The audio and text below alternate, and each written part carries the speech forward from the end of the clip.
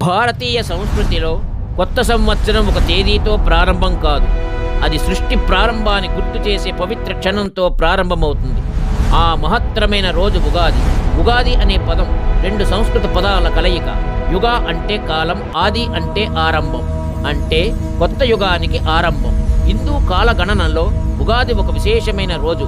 ఈ రోజునే సృష్టికర్త అయిన బ్రహ్మదేవుడు విశ్వసృష్టిని ప్రారంభించి కాలాన్ని రోజులు, వారాలు, నెలలు, సంవత్సరాలుగా విభజించాడు.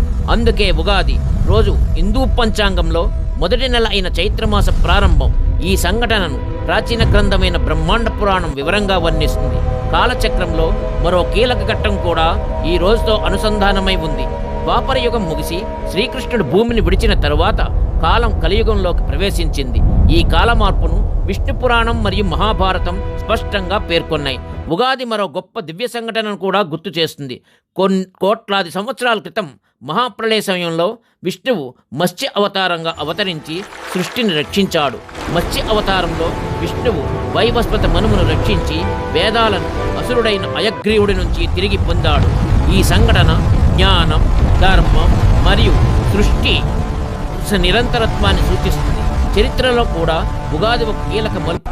శకులపై ఘన విజయం సాధించిన మహారాజు ఆలశాలివాహనుడు గౌతమిపుత్ర శాతకర్ణి కొత్త కాలగణనను ప్రారంభించాడు. అదే శాలివాహన శకం. ఉగాది ఖగోళ శాస్త్రంతో కూడా గాఢంగా సంబంధం కలిగి ఉంది. ఈ రోజు వసంత ఋతువు ప్రారంభాన్ని సూచిస్తుంది. ప్రకృతి మళ్లీ పునరుజ్జీవంతో మేల్కొంటుంది. చెట్లపై కొత్త ఆకులు, గాలిలో కొత్త సువాసనలు, ప్రకృతిలో కొత్త జీవం. ఇదే కొత్త సంవత్సరానికి ప్రకృతి ఇచ్చే ఆహ్వానం. ఉగాది రోజు ఉదయం ప్రజలు పవిత్ర స్నానం చేసి ఇళ్లను మామిడి తోరణాలతో అలంకరిస్తారు. ఈ పండగలో అత్యంత ప్రత్యేకమైన సాంప్రదాయం ఉగాది పచ్చడి.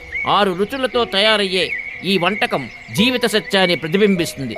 చేదు, కష్టాలు, తీపి, ఆనందం, పులుపు, ఆశ్చర్యం, కారం, కోపం మరియు పోరాటం, వగరు, జీవితంలోని విభిన్న భావోద్వేగాలు, ఉప్పు, సమతుల్యత. జీవితం కూడా ఇదే విధంగా వివిధ అనుభవాల సమ్మేళనం. అందుకే ఉగాది కేవలం ఒక పండగ కాదు, ఇది కాలచక్రాన్ని గుర్తు చేసే రోజు, కొత్త ఆశలను ఆహ్వానించే రోజు మరియు జీవితాన్ని కొత్త దృక్కోణంతో ప్రారంభించే రోజు.